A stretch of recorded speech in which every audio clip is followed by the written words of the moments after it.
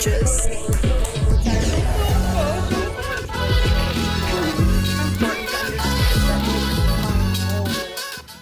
I'm also like low-key anxious right now because my cat is not feeling well. And the last time that this happened was like literally on my way to Turks, and I was bawling my whole I was bawling almost the whole fucking flight day. I was so upset, and then it was literally $700 to find out that he was constipated.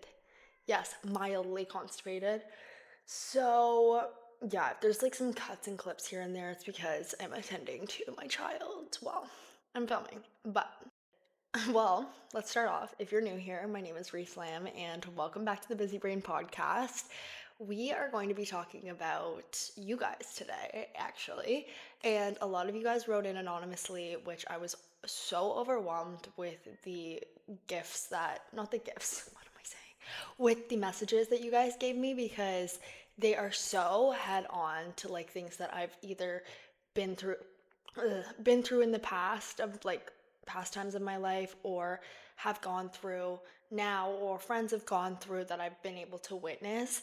At the end of the day, I really want to like make it very obvious and clear that I am no professional, and this is all just going to be from either experience, from friends, from my own life, and just really being here to be honest, real, open, and just talk about things that people just typically don't talk about and we don't normalize enough. Definitely gonna cross my legs this episode because I was getting so annoyed with myself editing the last one because my leg's bouncing.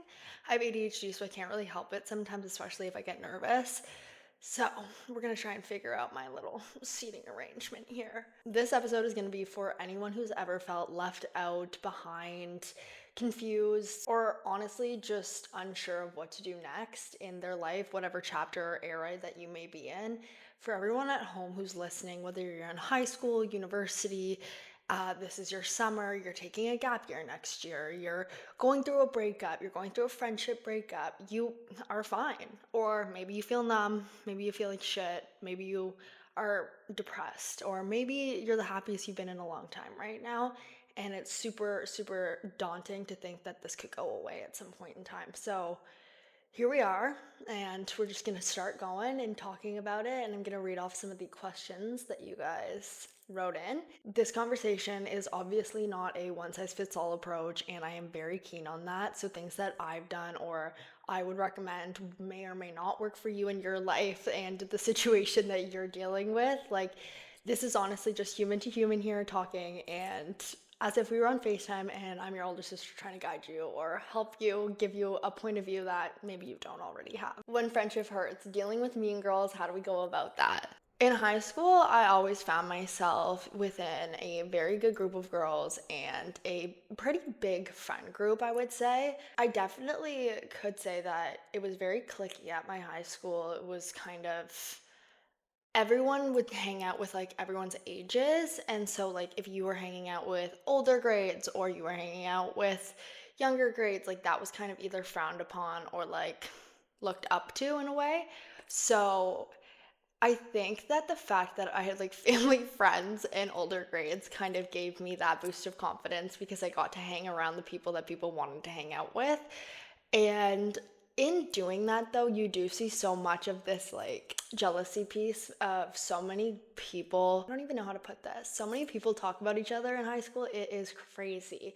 And that doesn't necessarily mean that like that's who they are characteristically, I don't know, as a person, but we are all just trying to fit in high school and find our way, and there is so much freaking bullying in high school and there's so much exclusion, but a lot of this really, really stems from this like built-in insecurity within that person themselves. And I found the fact that I never saw that in high school, and I just took like them excluding me as a judge or like a stab at like who I am as a person or like my character or what I stand for is why they like weren't inviting me to these places, or I wouldn't get invited by like one of my best friends wouldn't invite me out. Like, everyone goes through this in high school where you're not invited to a party that you really wanted to go to and all of your friends are invited, or your one friend isn't invited and you guys are all invited to the party, and it's like, do I ask because this is the grade older than me and I don't want them to think like I'm too much, all this stuff.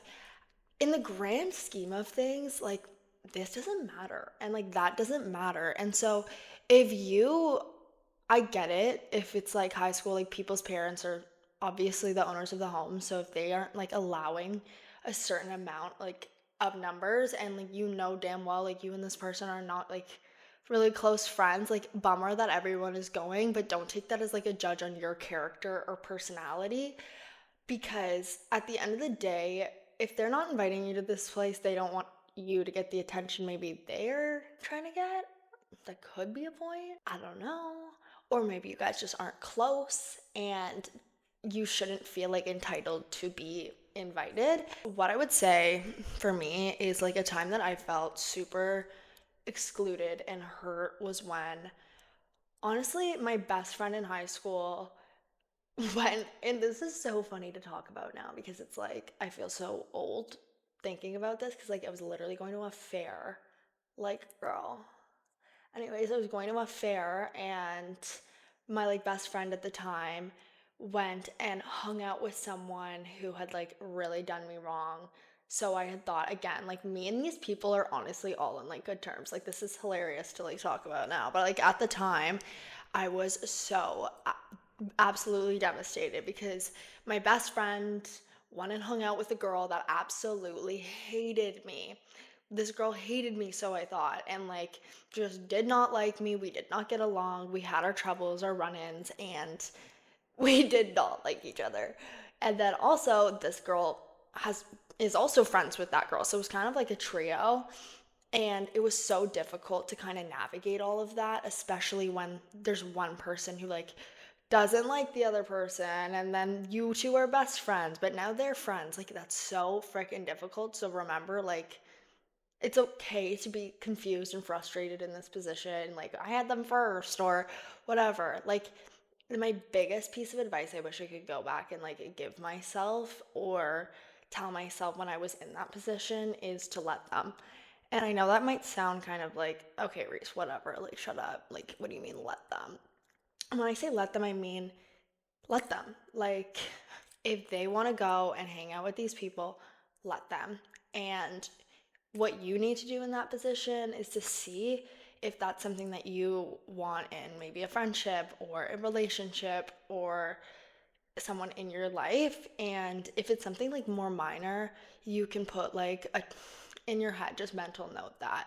And the more that you let people be themselves and treat you the way that like they're going to treat you, the easier it is going to be to navigate these friendships in your life, because in that moment in time, it's like, would someone who I call like a genuine friend go and do this to me? Like, no.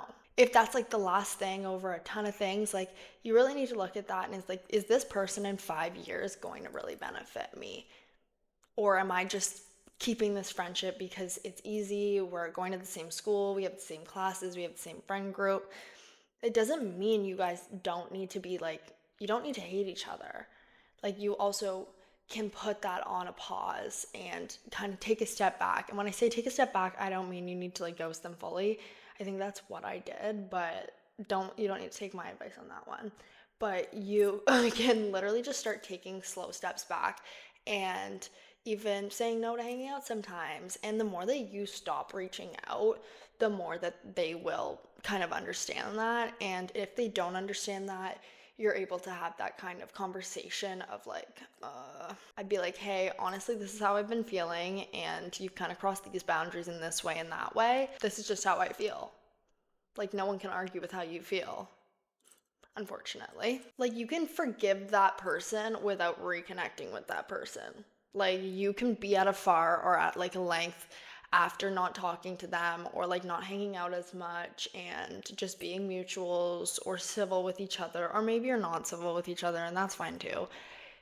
Just having this like respect for yourself, that being in a room, you always need to remember, like, what am I doing? Like, you only have control over yourself in this situation, and I wish I knew that in high school, because I feel like I was always trying to like control other people's actions and make people not go places, or like make me get invited to these places, or um I would like pity myself if I would get left out, and I'd feel bad for myself. Like, and if I really look at it now, like I wasn't going and hanging out with my friends. I wasn't putting in the effort that they deserved, and I wasn't giving them the friendship that they deserved. That's why I wasn't getting invited to these places. So, as much as it's like I couldn't give them that in that point in time, I'm not gonna hate myself for that, because in that point in time I like mentally wasn't able to give them what they should have been given.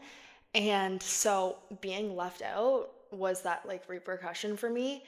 But if you know that you're not doing anything wrong in these situations, you can also just approach your friends. Like if they're being off, something's weird, like people are seeming weird to you, but you know, like deep down, like these are your like best friends. Like I still have my best friends from high school, and I've had like my arguments with them, and we've always just like said how we felt and then moved past it. And even like my best friend to this day, who was also my best friend in high school, I had like a ton of best friends in high school. So I'm so lucky, and I'm so freaking lucky that I'm like still best friends with them. Like I actually got to hang out with like, I keep hitting this mic. I literally got to hang out with like my two high school best friends yesterday, and it was just so nice seeing them because they're so freaking funny, and you can literally talk about anything with each other. Like you talk about anything. We were just killing ourselves laughing yesterday because we just all have the funniest stupid stories. One time my friend and her, like my two friends, they all had a party, and their parents were out of town, and their parents are hilarious. So it was just such a fucking funny scene. And the girls mopped the fucking floor with bleach. Yeah, literally bleach. And we were joking upstairs. We were like, oh my god, I can't believe that we didn't have to rip the, or you guys didn't have to rip the hardwood out. Like, just shit like that to like look back at, and all of us laughing is so, so funny. So remember, like, you don't need to walk away and cut these people off right away. Like, if you guys have arguments and you find that like you're running into people who maybe seem like mean girls, if you know these people like through and through, like at the end of the day, you can stick into that and you can stay there and you can push through and persevere that, as long as you guys have that communication. And be open, be mature, be honest. Remember, in the grand scheme of things, that you want these people in your life.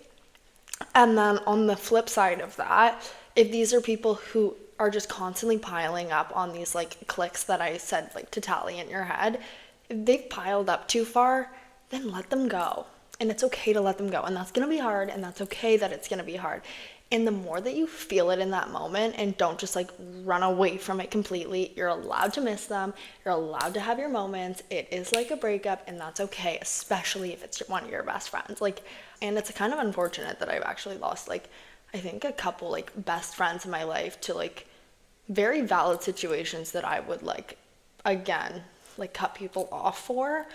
But it's really hard. Like I still speak so highly of them because it's like that one situation doesn't define them as like a person morally, and I wish I like knew that in high school. So I think that that's kind of how I'm like talking about it. These actions that people do might not like reciprocate how they are, but like morally as a person they might, but not a lot of the time. Like sometimes it's really, really just like a one size fits all approach. Some people have so much shit going on. Like and not that it's a good thing. Like you have to apologize, take accountability. You have to, in order to like keep these friendships like at the level you want them. You need to apologize to each other, whether you like think it's stupid or not. You just have to. It's like having a boyfriend. Like you need to, or else this resentment's gonna build. And like acknowledge where you went wrong. I've had I've had to do that, and if I didn't do that with my friends, like I don't know. Like if I had to, you have to swallow your pride and say you're sorry, and like understand why you're sorry, not just saying it just to say it. Segment 2, which is fear of feeling behind in life. And I really want to start this one off by saying you're not behind, you're just in your own path. And I know that might be like, okay, that's so cringe, Reese. I know, I'm aware. But at the end of the day, we are all in our own paths, and there are so many like there's such successful people that are taking such different routes than you right now that you might be looking at like as not the right route.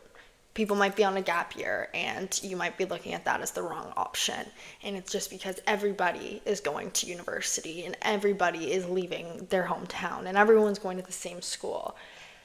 And I'm going to talk about that and really touch on that, especially because like this is that transition time where we like accept university applications, we are looking at residence offers and looking at the fucking load of things that we have to do by September, and also saying goodbye, which even if you're home and you're not leaving, the goodbye is still so freaking hard because you're not going anywhere. That doesn't mean like everyone else isn't leaving you and everything isn't changing. Like your whole life is changing before your eyes.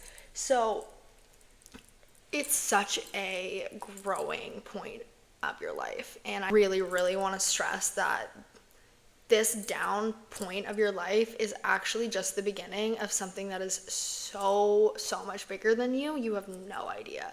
Like the outside world out of high school is so different. My mental health changed drastically when I was out of high school. I changed completely as a person. Like people who would know me in high school would not know me now. Even like the beginning of my podcast to this point, I'm just such a different person, and I'm so glad that you guys have even been able to see this. And I know I'm going off track a little bit right now, but it's super important to understand that in the grand scheme of things, you need to do what's best for you. And because I did that, that's why I've been able to grow so much as a person. And I didn't follow like necessarily like the exact like route that I was wanting to and willing to take, which I'll get into, but it's so much easier to just do what you think is best because everyone else is doing it rather than what you want to do. And maybe you don't even know what you want to do. And maybe you don't want to go to school, but you want to go to school because everyone else is going to school. And you think that you need to. You don't need to. And if that's something that you want to do, that's something you want to do. But I really want to get into like my kind of journey to university so that you guys can just see that it might not be the same as everyone else's. But I started off originally wanting to go to Bishop's University, which is in Quebec, and I was going to go there for teaching education, like concurrent education. And I honestly was so freaking excited. I was like dead set on it, like was so excited to get in. And I literally got in, and as soon as I got in, like accepted my application, applied to residence, like did everything so fast, like had a roommate, like I had a whole plan. Like it was perfect. I was so excited. And at that point in time, I was struggling so much mentally. It wasn't even like registering in my head that like my life was gonna change to this extent. Like my best friends were gonna be leaving. My routine went away completely. All of this structure that I've had my whole life just went away. And in the state of mind that I was in at that point in time, I just could not have taken that leap and gone away, especially like a 4-hour drive away to a school that I hadn't even been to. I hadn't seen the campus. I literally just said yes because it was where everyone I wanted to go was going, and I thought it was an awesome school. Seemed so fun. It seemed like the exact vibe I wanted. It was just perfect in my head.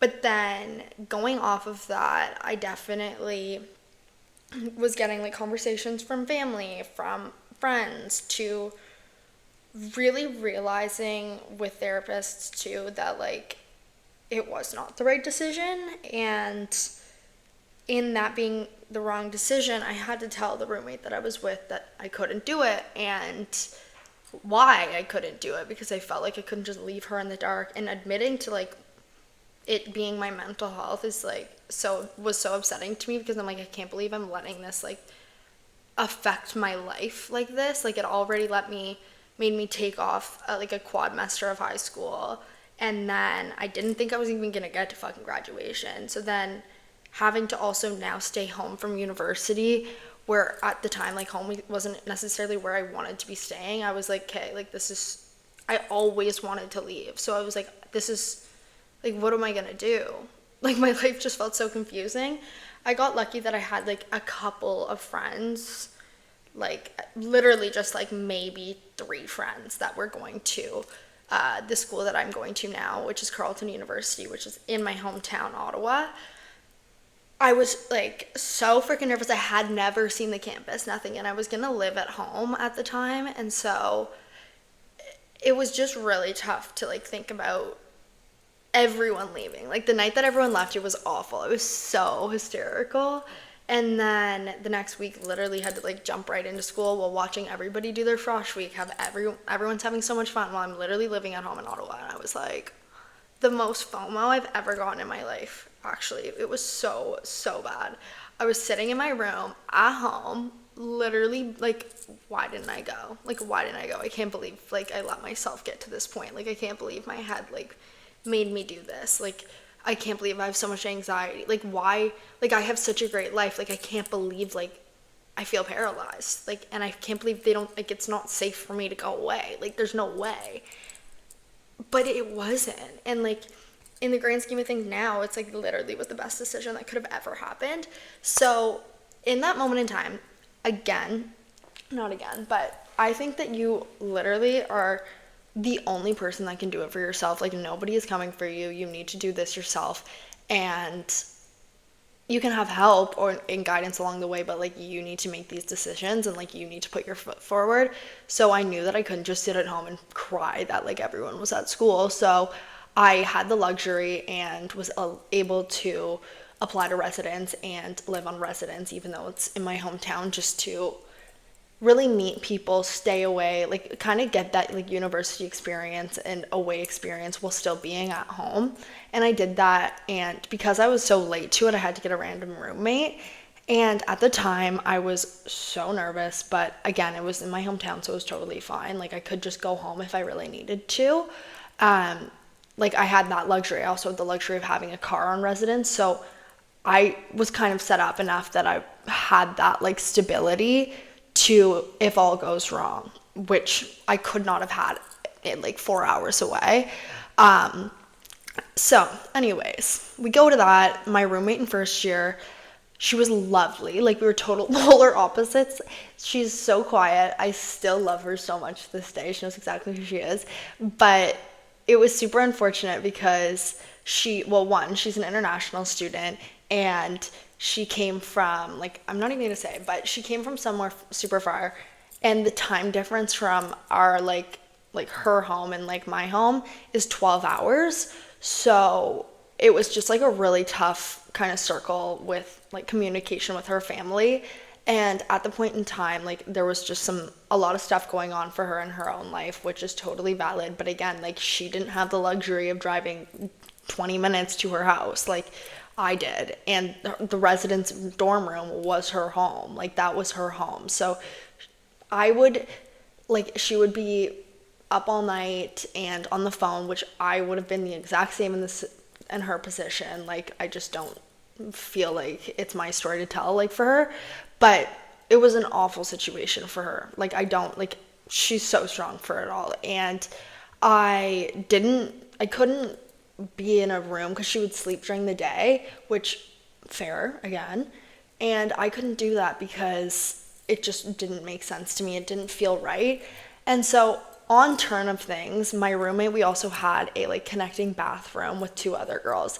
And the 2 other girls in the other bedroom had like the exact same sleep schedules as me and my roommate, and they also really got along and really liked each other, and me and the other girl got along and really liked each other. So my friend and I ended up switching rooms. So my friend in the other room came into my current room, and the roommate that I had transferred over to the other bedroom. So we were all still like roommates, like pod mates, like we all still lived together. So we got to see each other all the time. It was awesome. It was perfect. But the hardest thing about all of that would definitely have been like, one, you obviously, like, that conversation in itself is so difficult to have because like, you don't want to imply that you don't like that person. Like, I loved her so much, and like, it's not that like I didn't like her, it's that like we had just bouncing when it came to like living together, which is totally fair and that's totally fine. And that's, again, maturity and communication. Like, you guys need to be able to talk that through and talk to each other about that, because if you can't, then like that's just roommating with them or living with them is not gonna work. But yeah, I ended up switching over to my roommate with her, and her and I, oh my god, Maria was like my favorite person ever. Like, we have matching tattoos. I'm not even kidding. I'm not even kidding. We have matching tattoos. I have the moon and the stars, and she has the sun, because she was also an international student. She's from Peru, and we were literally the bestest of friends. And like, everyone from first year will remember her because she was so fucking iconic, and she taught me so much in my life. It wasn't even funny. Like, she literally like changed my whole perspective on life. I'm not kidding. She was literally the best, and I ended up having one of the best first year experiences. I met one of my best friends in my residence rooms, like at residence dorm rooms. It was great. I really can't complain. I had the bestest friends. My friend group was awesome. I met amazing people. Like, it was just the best decision for me. And then I was going to transfer like halfway through the year to Bishops because like my mental health had gotten better, but then ended up moving and transferring into rooms with Maria, and it just changed my life. Like, she just truly is just such a one of a kind person. Like, I really hope like everyone gets to meet someone like her one day, because she is just so freaking special. Everyone who's ever met her will say that. Like, she's just such a special person. Anyways, moving on. A lot of you asked like what my 5-year plan is, who I look up to, my like inspiration on why I started this, and why I do content creation the way I do on TikTok and Instagram and here and YouTube.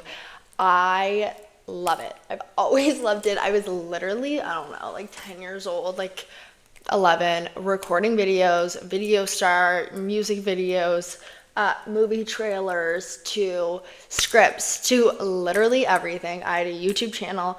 I did like My Little Pony, like or like stop motion videos, because I loved My Little Pony growing up.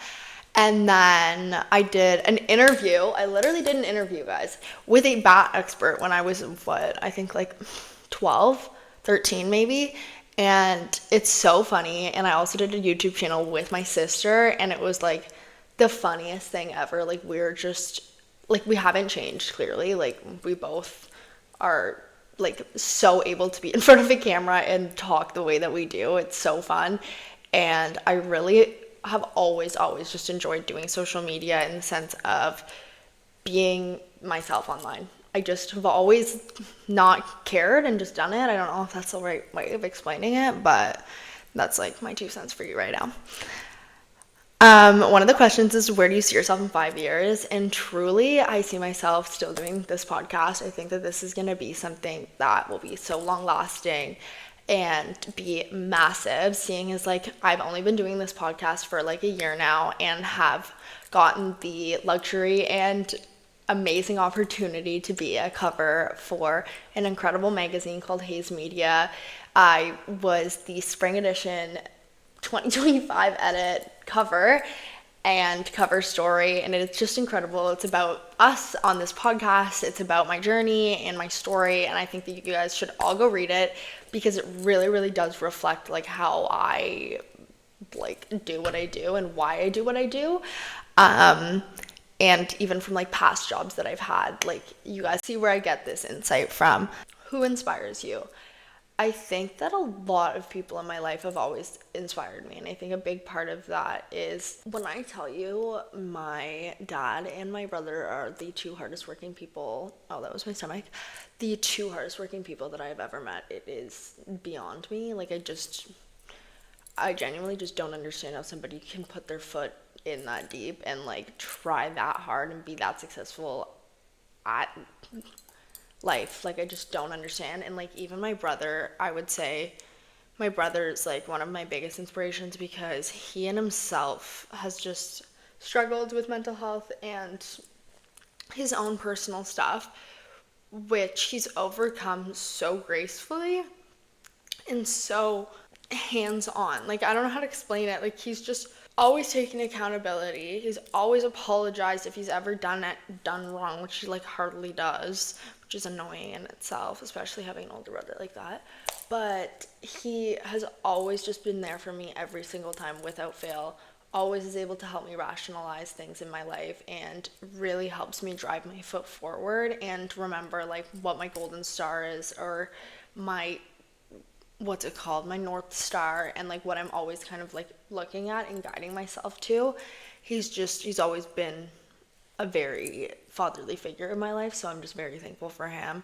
And I'm also thankful slash very inspired by both of my parents, and I think that the drive that both of them have in different aspects of life is awesome. When it comes to like my podcast and social media, I love Alex Cooper. I think that she really, really is an incredible interviewer. She is so good at her job. She is able to really get into people's lives and really broadcast that on a different level than what people are used to. And people aren't used to the vulnerability that is shown on that podcast. So it's so nice to see somebody who is a woman in that much power, and she has this massive network. And Unwell is just such an amazing network that is run so successfully that I think she is definitely someone I really look up to for the work that she's done, the vulnerability that she shows online, and a lot of the messages that she does send in some individual episodes I do really like. Again, also love Alex Earl. I think her realness, relatability, authenticity is just incredible, and I really, really enjoy watching her content. To wrap up this week's episode of the Busy Brain podcast, I really wanted to just say it again, but you're not alone and you're not the only one. We all of us deal with shit like this, and from high school problems to university issues to friends to being stuck in our 5-year plans. It doesn't matter. You're not alone. You're not behind. You're on your own path. You are successful in your own way, and being you in itself is enough. And I know I need to remember that myself sometimes, but I really think that you guys have so much potential. Especially you guys have such incredible ways of thinking, clearly, like just by the way you guys have articulated your messages and the questions that you guys asked me. You guys already are so aware of the things that like do upset you in your life, that you just need to take control of what you have in that situation, in those situations. So that being said, everybody, for when you're feeling alone, know that you are not the only one, and we have all been there. And I hope that's something from this episode you can take away and help. That's everything for this week's episode, and I will see you guys later. Bye.